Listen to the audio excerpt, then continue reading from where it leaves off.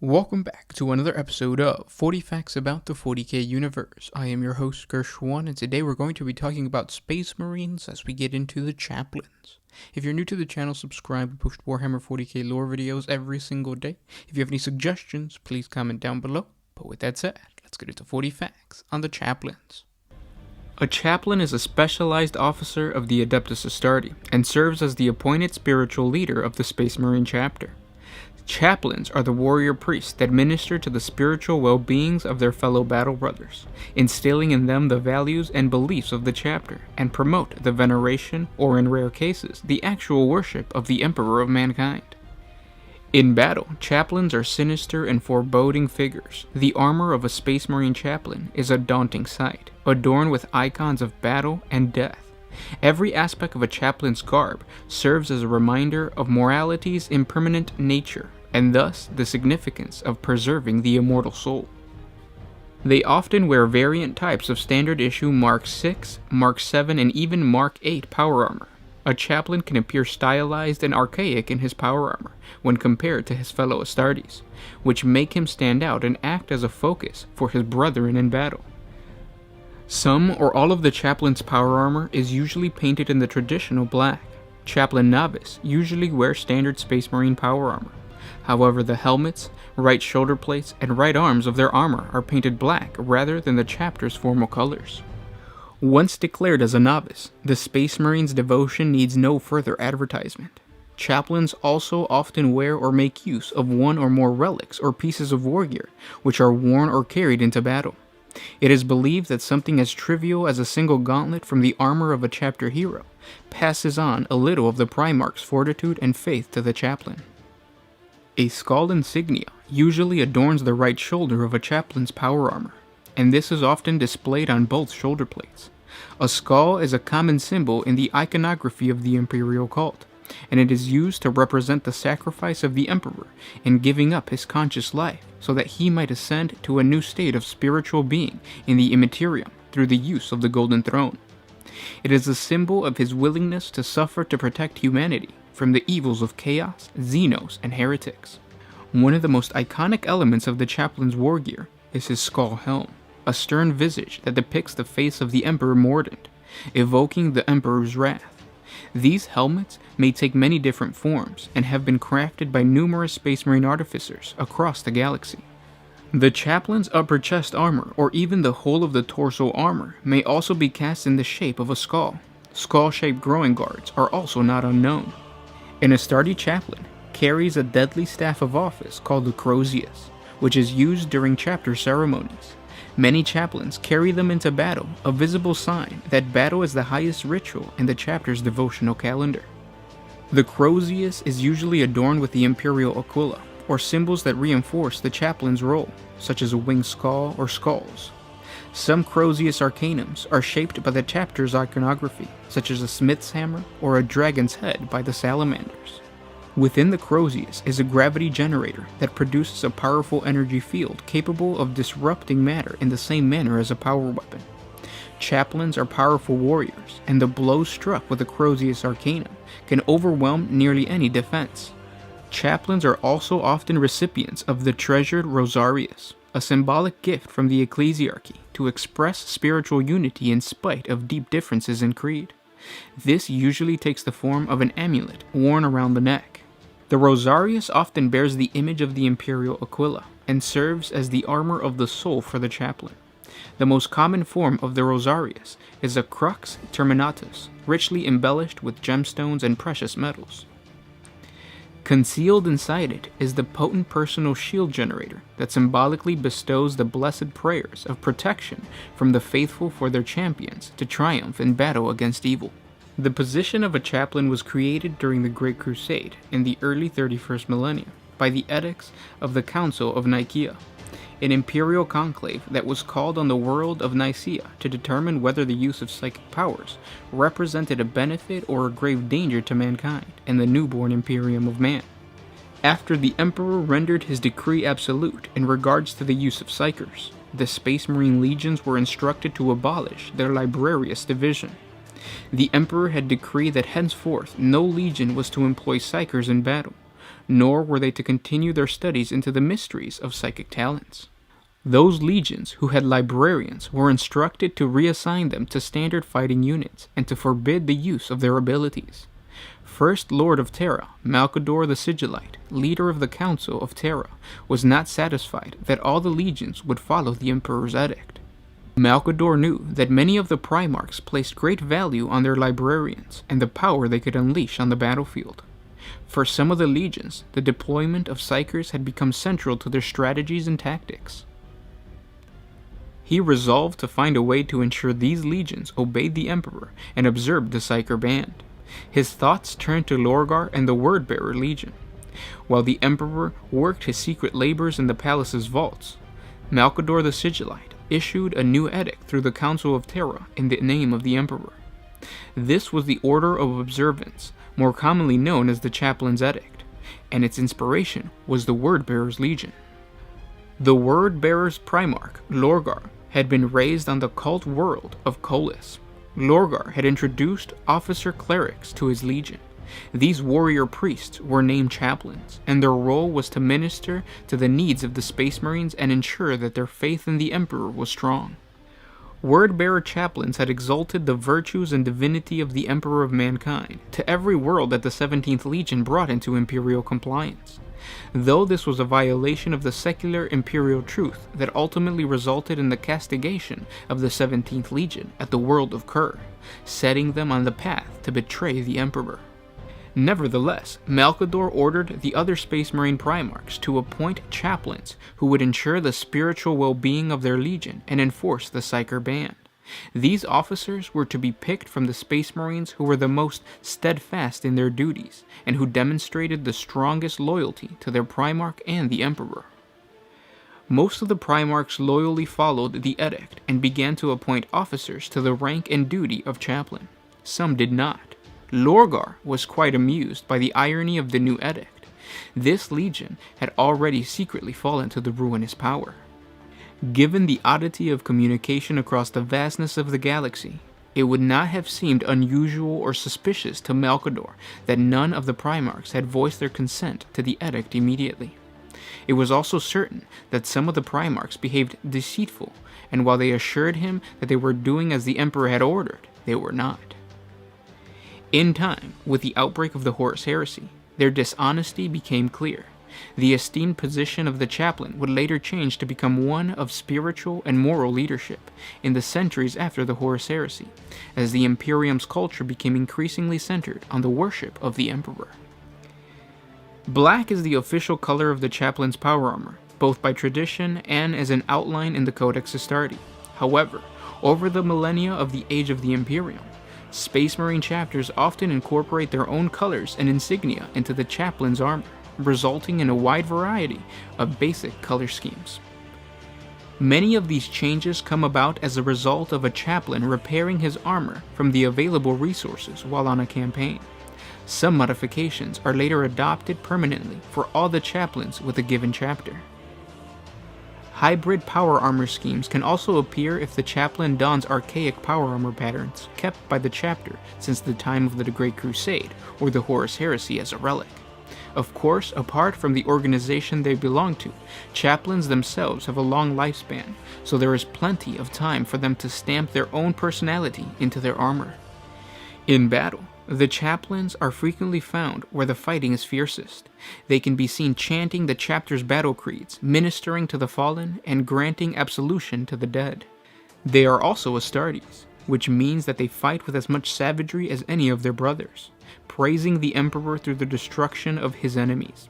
They rejoice in the glorious act of war, and inspire their battle brothers to ever greater deeds of bravery and devotion. They fight alongside their battle brothers, reciting extracts from the chapter's creed. Indeed, their dedication adds considerably to the fearsome reputation of the Space Marines. Their inspirational sayings and constant exhortations hardens the determination of every Astarte to serve the Emperor and relive the former glories of the chapter's Primarch. The bond between Space Marines and their chaplain is a strong one. Chaplains preside over each battle brother's indoctrination as a recruit, They teach loyalty to the chapter and reinforce its precepts through rituals and ceremonies, and perform inspiring acts of valor upon the field of battle. Within each fortress monastery of the Adeptus Astartes, or primary battle barge, lies a central shrine known as a reclusium.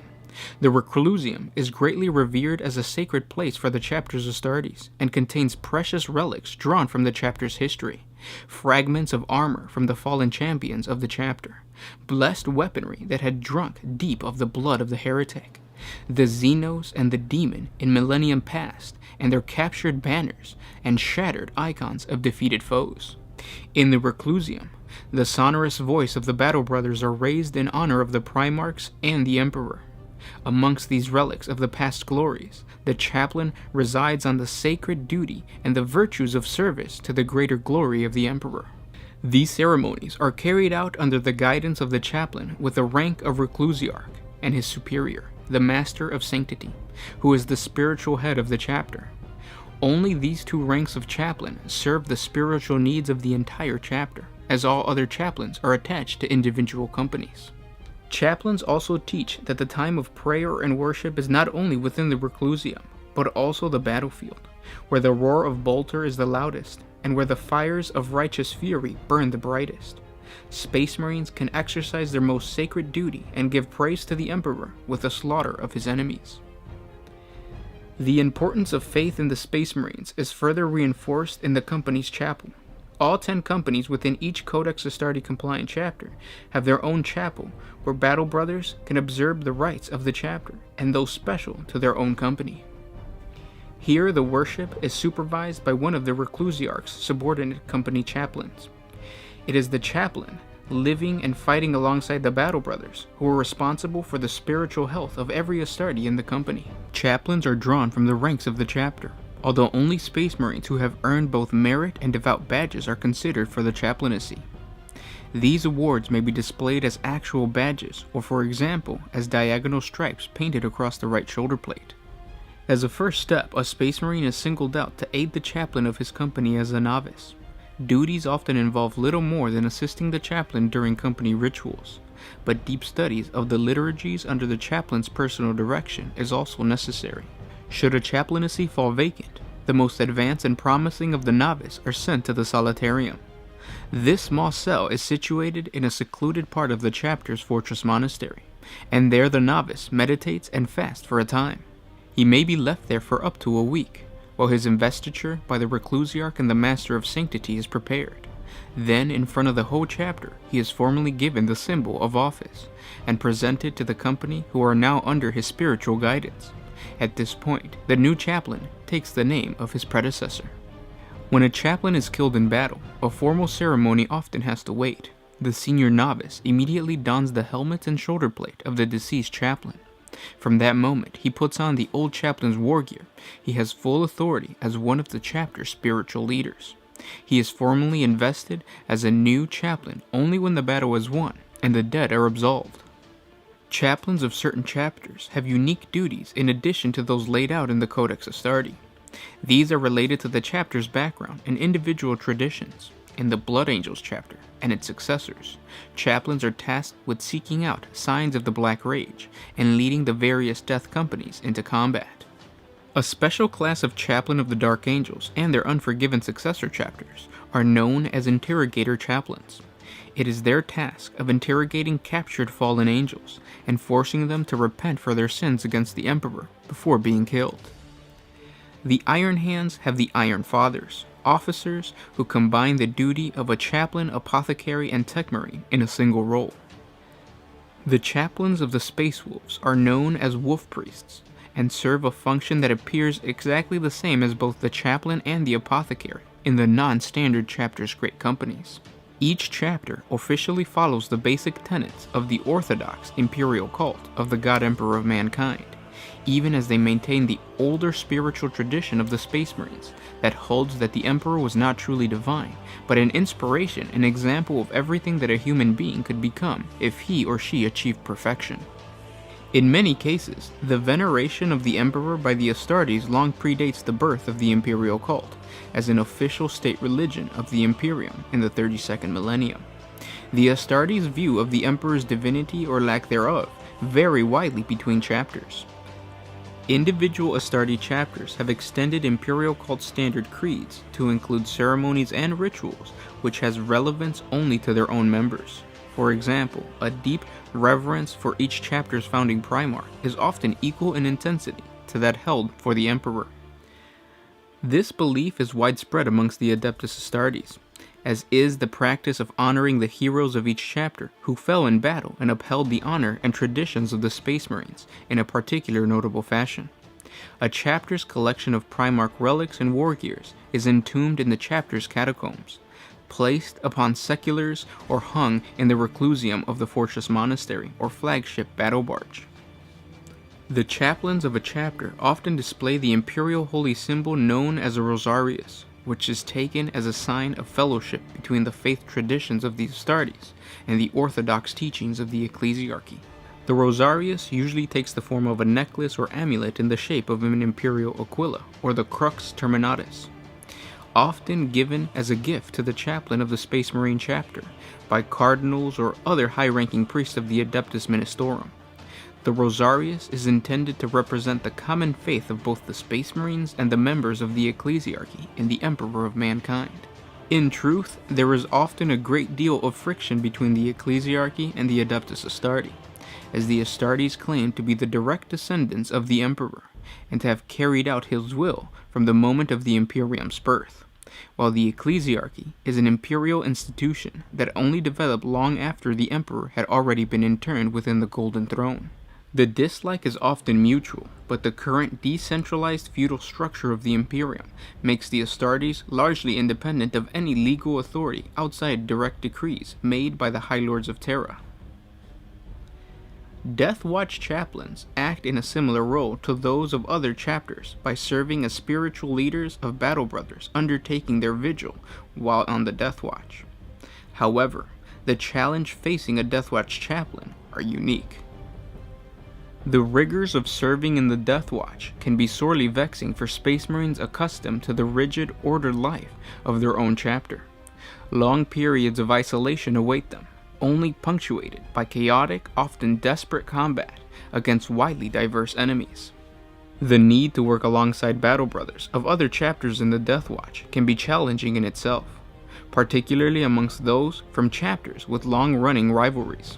Most of all, battle brothers in the Death Watch are exposed to horrible truths about the true threat of the Xenos lurking just beyond the circle of the Emperor's light.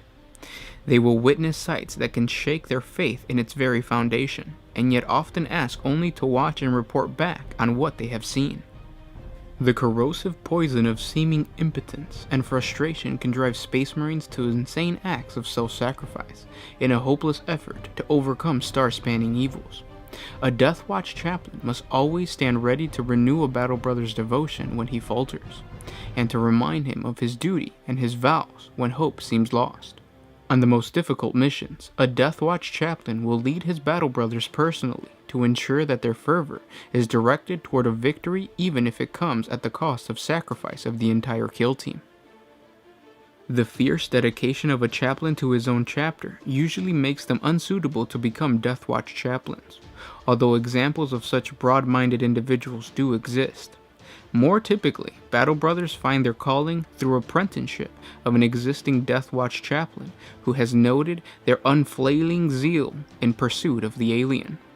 Once a Death Watch chaplain takes his vows, he will seldom see his old chapter again, instead giving himself entirely to the long vigil and the duties of the Death Watch. A Death Watch chaplain must study extensively during his training.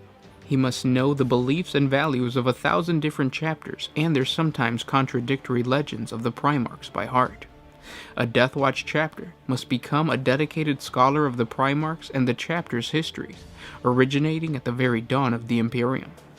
Thus, when a Death Watch battle brother stands at the brink of despair or impotent rage, the chaplain will know the right literature and catechisms to speak, and of which chapter heroes or legendary battles of the past to cite that will inspire the warriors of the present. Death Watch chaplains also make it their business to know every potential motivation, conflict, and agenda amongst their battle brothers before battle is joined. Many Battle Brothers are amazed by the knowledge of a Deathwatch Chaplain, and in some cases, that knowledge extends even unto the deepest mysteries known only to the inner circles of the chapter's hierarchy. A Deathwatch Chaplain takes no sides and makes no judgment about the individual chapters, and their long study grants them a perspective denied to most. Deathwatch Chaplain doctrines hold that all Space Marines are united in their purpose of service to the Emperor, and thus bound by their vows to the Deathwatch must be united more than most. A chaplain will often be needed at many points on the battlefield. He must serve as an inspiration for his company squad, check on the purity of actions of those in his care, and carry out hundreds of other duties. Units frequently assigned Rhino armored personal carriers or land raiders to their chaplains to allow them swift and safe passage across the battlefield to wherever their ministration are often needed. Where possible, these vehicles are painted in the chaplaincy colors of black and marked with skull insignia, although line vehicles in the chapter's colors are also issued. Now let's jump over to the Grey Knights Chaplains. Grey Knights Chaplains act in a similar role to those of the other chapters, by serving as the spiritual leaders of their fellow battle brothers. However, the challenges facing a chaplain of the Grey Knights are very unique. The rigors of serving in the Grey Knights can be sometimes daunting, for the life of a Grey Knight is one of sacrifice and duty as they face the worst horrors of the warp. They will never know peace or respite, for their war is an eternal one, fighting against the vile demons of chaos. Over the many centuries of facing such malefic creatures, a battle brother will lose many comrades should he survive the countless trials and struggles against his demonic foes. Even the Grey Knights can have their faith tested, overcome by the nearly overwhelming sadness and impotent rage as he loses close comrades and commanders. Space Marines are extraordinary men, Space Marine chaplains even more so, and a chaplain of the Grey Knights is a rare specimen indeed, and the chapter has precious few. A Grey Knights chaplain must minister to the spiritual needs of soldiers destined to fight the most horrible foes. The men of their flock constantly look at the warp and hear the whispers of demons, and yet thanks to the Grey Knight chaplain and those who have preceded him, not one Grey Knight has ever been corrupted by the arch-enemy. But sometimes there is doubt, especially in regards to the seemingly futile of the Inquisition's endless struggle against chaos, and the corruptible nature of mankind that allows the arch-enemy eternal purchase on the human soul. A Grey Knight never doubts the righteousness of his cause, for fighting a demon is not a gesture of futility. They believe it to be a true and righteous purpose, for they have seen the result of the demon's depravity. But the fight is only half the battle, for the demon is one manifestation of the arch-enemy, and its violence is but one weapon of the warp. The Inquisition battles the plans of chaos, just as the Grey Knights battle its soldiers. But sometimes, even the Inquisitors can fall to the will of the ruinous powers. Over the millennia, many Inquisitors have been lost to the temptations of chaos, though a Grey Knight knows he should never speak of such a thing. Sometimes there were renegades who hide themselves amongst the Ordos. No one ever knows how many heretics are wearing the Inquisitorial rosette. There could possibly even be some within the Ordo Malleus that direct the Grey Knights. A Grey Knight battle brother knows it is not his place and leaves the thinking about such matters to the Inquisition. But how could they trust them if they delve so deeply into the corruption of chaos? Sometimes battle brothers question if the battle against the corruption of chaos could ever be won. A Grey Knight's chaplain is always there to ensure their troubled battle brothers and assure that any doubt is stomped out. For during their centuries of service, they have led the Grey Knights through every trial of the mind that chaos could ever inflict upon them. The arch-enemy's atrocities know no bounds, and only men like the Grey Knights could ever stop the insidious crimes of chaos. In a battle brother's moment of doubt, all they have to do is reflect on the fact that the Emperor continuously sends the Grey Knights to the bloodiest battlefields of the Imperium. This is no mere coincidence. By throwing themselves into those battles and butchering the demons, they would see the forces of chaos broken and fleeing. A battle brother has to take these victories and immerse themselves in them, letting victory blot out everything else. By glorifying in it, all doubt would vanish. The enemy made a grave mistake in bringing the fight to them, for the Grey Knights would drive all foes of mankind before them. All Grey Knights use psychers, While most Space Marine chapters made use of such psychers in the Librarium, only the Grey Knights require psychic potential from all their recruits. This is what makes the Grey Knights capable of fighting the demons, for demons' most potent weapons threaten the soul itself. Demons bring with them mortal corruption, and fighting them exposes a Grey Knight to this corruption, and thus they are trained to resist it, taught prayers of willpower so potent they can drive some recruits mad. The Grey Knight's power armor is filled with sigils against the powers of the warp, the same arcane symbols of protection tattooed on their skins so that their bodies are shielded against corruption. A neophyte is taught in the very early stages of his training to imprison his soul in a cage of faith and contempt for chaos, where no demons could reach it. It is the only weapon a demon truly fears, an incorruptible mind. The mere existence of the Grey Knights is a victory of sorts against chaos. Grey Knights are constantly exposed to the horrible truths about the true threat of the demon lurking just beyond the circle of the Emperor's light. They witness sights that would shake the faith of an ordinary Space Marine to their very foundation. A Grey Knight's chaplain must always stand ready to renew a battle brother's devotion when it falters, to remind him of his duty and his vows when hope seems lost. Their stern demeanor and critical eye watches over every action of the battle brothers, from his initiation to the last breath in his service to the Emperor, ever alert of signs of slacking zeal or any wavering in belief. Above all, Grey Knight chaplains remind their fellow battle brothers to honor and keep their faith with the Emperor. Young neophytes must also be monitored and indoctrinated as they progress towards becoming a full battle brother. Grey Knight chaplains are treated with awed respect by their battle brothers, and like many chapters, it falls to them to choose which aspirant will undertake training to become an Astartes. During the trials of new aspirants, the chaplains are the ones who incorporate the culture and values of the chapter into them, as well as weeding out the spiritual weak and faithless individuals they find unworthy to become Grey Knights.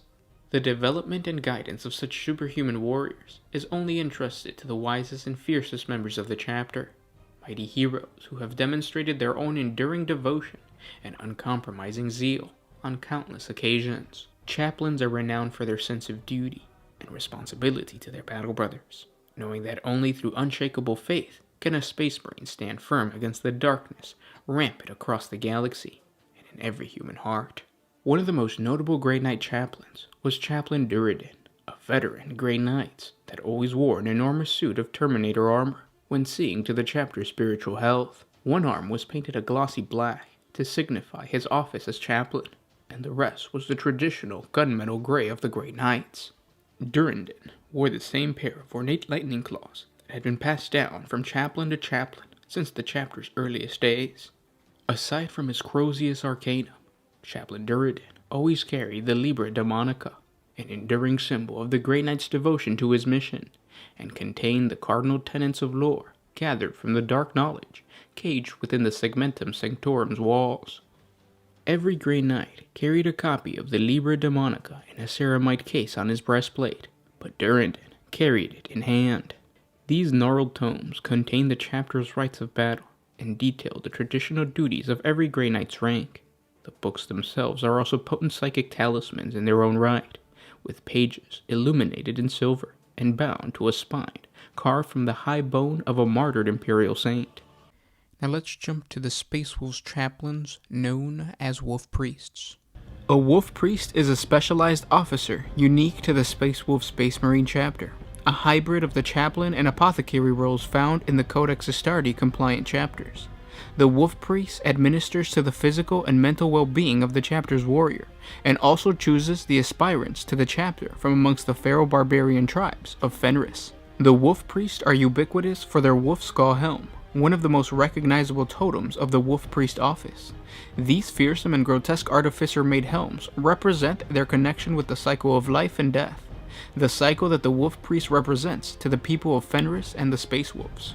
These helms are constructed with the ingenious atmospheric interchange system that allows small portions of the surrounding air to be drawn into the helmet without compromising its protective seal. In addition, the helmet's auto-senses and augur spirits are fine-tuned to match the heightened sensory abilities of the Space Wolves wearing it. The role of a Wolf Priest harkens back to the bygone era of the Great Crusade and the last 2 centuries of the 30th millennium. They were one of several subdivisions within the Priest of Fenris, the interconnected orders which provided for the physical, spiritual, and technological need of the 6th Legion. Hidden and unknown to outsiders beneath webs of what outwardly seems superstition and barbarism, they were more than technicians and specialists, but instead the repositories of the Legion's true history, the keepers of its secrets, and the master of its lores. There were several divisions of particular prominence, the greatest perhaps being the Speakers of the Dead. They were chosen from the most strong-willed and coldly self-controlled of their brethren, to serve as its masters of discipline, instillers of their culture, wardens of both the gene seed and the memory of the Legion. A Speaker of the Dead was charged with overseeing the implantation of the Legion's gene seed into potential aspirants, as well as monitoring the physical and mental well-being of their fellow warriors. The Speakers of the Dead were also entrusted with the vital task of training new waves of the Legion's warriors, and watching over its ranks for dangerous incidences of instability, either mental or physical. In battle, they carry a variety of sophisticated biogenic and alchemaic tinctures, whose use was masked in primitive rituals in order to temporarily adjure hideous injuries incurred on the battlefield. These priests walked the path that threaded between both life and death, memory and oblivion, and while their healing balms might bring a warrior back from the brink of death, their Garm blood vials symbolized the other side of the coin. In it was a bitter poison that brought on a terrible death. It was they who encoded the Legion's history within the memetical pattern sagas, and who recorded and judged the deeds of both the living and the dead, so that the honored might be remembered and the dishonored despised. Eventually, this bygone specialist rank evolved into the role of the Wolf Priest for the Space Wolves of the 41st millennium. As officers of the Space Wolves, the Wolf Priests are the most revered of their kind, holding such authority that even the proudest of the Wolf Lords step aside at their passing. They are the guardians of the chapter's genetic, spiritual, and physical heritage. As the choosers of the valiant, it is the Wolf Priest who would choose those that are worthy to undergo the transformation into a Space Wolf, taking responsibility for their charges as they progress through the ranks from a lowly Bloodclaw to a venerable Longfang and beyond. They can often be seen standing on a rocky pinnacle high above, watching the blood-pitched battles as the feral Fenrisian tribes fight their brutal wars against one another. The Wolf Priest's penetrating gaze falls upon each warrior in turn. Should one amongst their numbers prove himself truly exceptional during the day's fighting, he may find himself visited by a vision out of a nightmare. After the conclusion of the battle, when the blood-soaked battlefield is littered with corpses, a looming armored figure, black as Mordecai's fur and wearing leering wolf skull helms, may emerge silently from the shadows. The figure beckons the chosen Fenrisian warrior to come with him, to walk away from the love and warmth of their families. It is said that no single tribesman has ever refused, for legend foretell that the Wolf Priest not only possess the ability to imbue true greatness, but also hold the keys to the stars themselves. Even those chosen warriors who have suffered grievous wounds, which would ordinarily prove fatal, can be healed by the skills of the Wolf Priest if they have the will to live. Learned in the ways of biomechanics, it is the Wolf Priest who oversee the aspirant's long and dangerous transformation into a Space Wolf, monitoring their charges for signs of the curse of the Wolfen, and administering the last rite over the Battle Brother's remains should he fall in battle. The first and last face a warrior will see in his career as a Space Wolf is the lupin skull mask of a Wolf Priest, for it is he who guides a warrior's apotheosis in those early days, and who administers the rites of Mordecai when the warrior bleeds his last upon the field of battle. To the Space Wolves, the Calyx Helix genetic sequence within their gene seed is the direct inheritance of their Primarch, his blood pumping through their vein as his spirit and courage swells their savage soul. The Wolf Priests administer to the body and soul as a whole, for to them both are one and the same. In battle, the Wolf Priests serve as a living embodiment of all their chapter stands for, black armored incarnations of death, whose very presence drives their charges onward to ever greater feats. Their battle cries resound across the battlefield, filling the hearts of the Space Wolves with savage joy and those of the enemy with unfettered terror. Should a Space Wolf fall, a Wolf Priest is there at his side, the Fang of Mordecai, ready to extract his progenoid glands so that his legacy is secure. though they reap the genetic seed of the fallen in much the same way that an apothecary of other Space Marine chapters does. Preserving the genetic heritage of his brethren is far from a wolf priest's only duty. They also function as a cult leader and spiritual guide in the manner of a Space Marine chaplain, each a living conduit that maintains the chapter's connection to the Imperial Creed. Like any chaplain, the wolf priests carry the Crozius Arcanum. These winged wolf skull-topped weapons are used as both a melee weapon and a primary badge of office of a wolf priest. These heavy maws are wreathed in crackling gravity disruption fields, and more importantly, serve as a symbol of the bearer's status as a spiritual guardian of his battle brothers. The wolf priests bear potent amulets that protect both the body and soul from the mortal blows and baleful energies alike. These amulets contain a potent force field capable of turning aside mighty blows and ravaging energies. These amulets are fundamentally similar to the standard rosarius worn by chaplains in other chapters and high-ranking members of the ecclesiarchy. Unlike the apothecaries of other chapters, wolf priests do not carry complex narthesium arrays, but prefer instead to bear an assortment of potions, balms, and herbal cures, and a vicious-looking, complex multi-bladed device known as the Fang of Morkai, which allows the extraction of the dying space wolf's progenial glands, so that his essence may live on to fight once again in a new host. The Fang of Morkai functions exactly like a reductor. The presence of a wolf priest in battle will fortify those space wolves nearby as he leads them forth to slay his chosen foes. For the space wolves know that a wolf priest will carry the worthy beyond the gates of Morkai, and they might fight the enemy of the Allfather forever. Some of the most notable wolf priests include Ulrich the Slayer, Rannick Icewalker, Thror Wormblade, Hendril, Sigurd, and Sternhammer. Now let's jump over to the Dark Angels chaplains, known as Interrogator Chaplains. The Interrogator Chaplain is a member of a special cadre of chaplains that are exclusive to the Dark Angel Space Marine chapter and their unforgiven successors. These fearsome specialists are tasked with the interrogating of all fallen angels who have been captured by the Dark Angels or the Unforgiven to admit their sins and repent of their betrayal of the Emperor and the Primarch, Lionel Johnson. After the fall of Caliban, the senior members of the Dark Angels Legion assembled in secret conclave. They decreed that the knowledge of the fallen of their lost brothers to Chaos must remain undisclosed for all time, and that no outsider must ever learn of the schism that had split the Legion, or that some Space Marines of the Dark Angels had turned to the ruinous powers. Should this dreadful truth ever become known, they feared that the Dark Angels would be reviled as traitors, and that all hope of expunging the stain of their honor would be lost forever. An inner circle of the Legion's most senior officers was formed to forever guard this dangerous knowledge, and each member swore an oath of unspeakable binding. The Grand Masters of the Inner Circle swore that so long as even one of the traitor fallens remained alive and unrepentant, the Dark Angels would be unforgiven, cursed by their own brothers to atone for all eternity for the sins of the past. Until the last fallen angel was captured and made to repent, there could be no peace for the true sons of the Lion. This would be the mission of the Inner Circle, and through this plot, that of the successor chapters of the First Legion. When the Dark Angels do undertake joint operations alongside other chapters, it is quite common for them to do so with others amongst the so-called Unforgiven, the successors of the original Dark Angels Legion.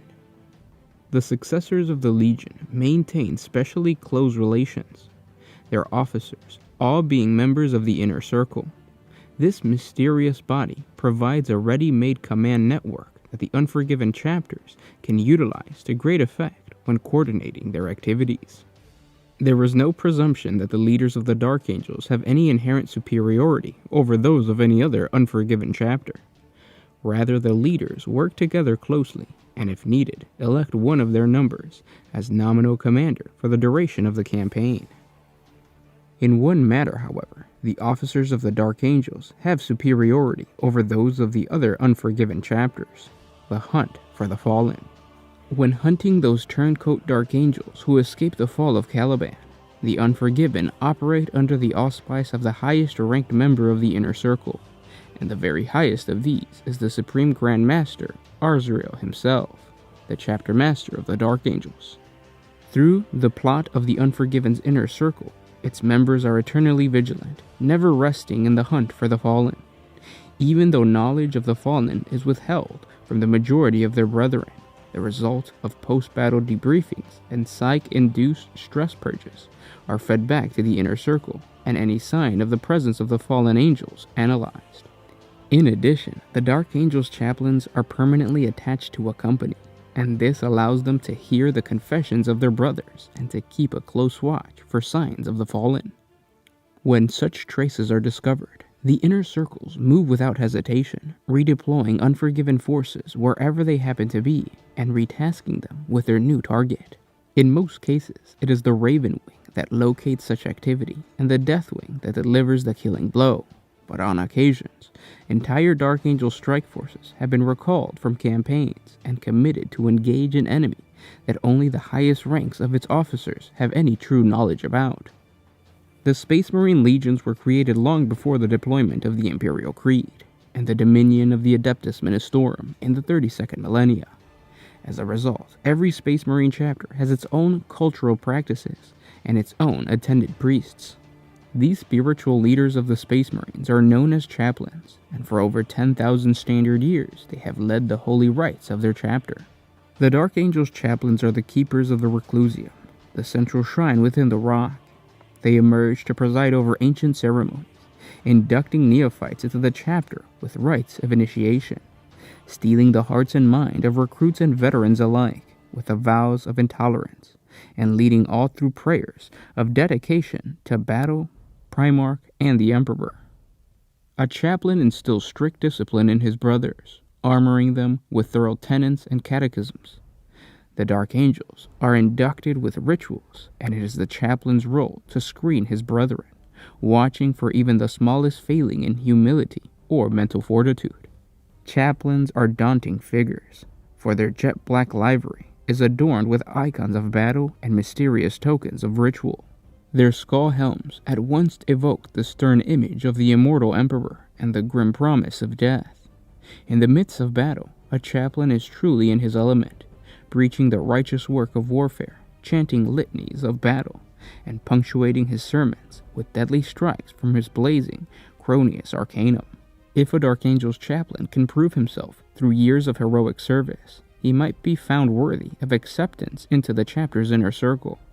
After an arcane and convoluted ceremony in the Hall of Secrets, deep in the bowels of the rock, the chaplain is given the test of faith. Failures are led further into the dungeons and never seen again. But should he pass, he takes the solemn vow of the Deathwing and will henceforth be given the title of Interrogator Chaplain. In addition to their previous role, it is the sacred duty of the Interrogator Chaplain to make any of the fallen who are captured repent. This requires a will of unbreakable adamant, as the horrific acts of forcing repentance are not an easy burden to bear. Interrogator chaplains must weather heretical rantings and lies and remain steadfast in their commitment to compel contrition from the lips of traitors. The fallen angels who repent are rewarded with a quick death, while those who do not are shown ever more drastic measures that eventually lead to the same destination, but take considerably longer in the journey. Another duty of the Interrogator Chaplain was the removal of the gene seed from the corpse of a Chaos Space Marine. When the Dark Angels went into battle against any traitor Astartes, the Brothers of the Reclusium would utilize a reductor to remove their gene seed. Normally a tool of the apothecary, all Interrogator Chaplains were required to carry one on the order of the High Interrogator.